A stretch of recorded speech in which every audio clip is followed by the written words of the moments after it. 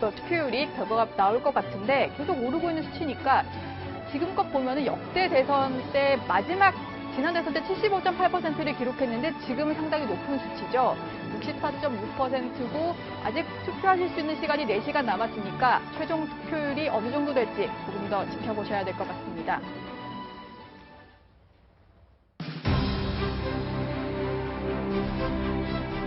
유례없는 조기 대선으로 우리는 장미꽃이 만발한 5월에 새로운 대통령을 뽑게 됐습니다. 이제 잠시 뒤면 청와대 새 주인이 가려집니다.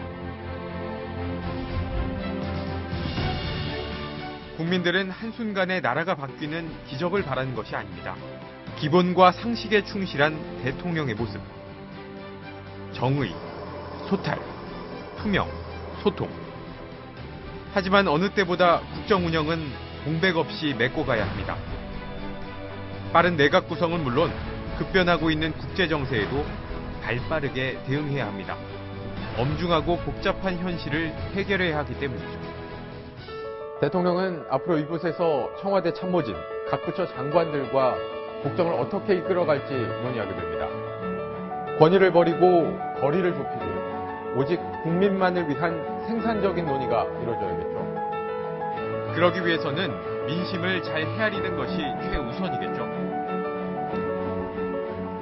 새 대통령은 당선 직후 인수위 기간도 없이 곧바로 직무에 들어가게 됩니다.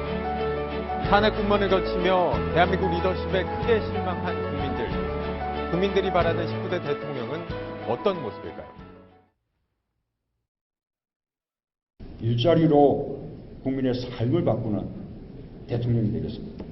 홍준표가 대통령이 되면 이 나라 서민들이 대통령입니다. 저는 미래 20년 먹거리를 만든 대통령으로 기억되고 싶습니다. 정의로운 민주공화국의 대통령이 되겠습니다. 청년이 다시 사랑할 수 있는 나라, 내 삶을 바꾸는 대통령 되겠습니다.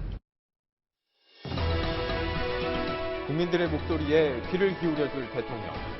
위기를 극복할 비전을 제시하고 국정 운영의 방향을 투명하게 밝혀줄 대통령이 필요합니다. 지난 겨울은 국민들에게 아픔의 계절이었습니다. 그 길고 시린 계절을 지나 우리는 또다시 봄을 맞이합니다.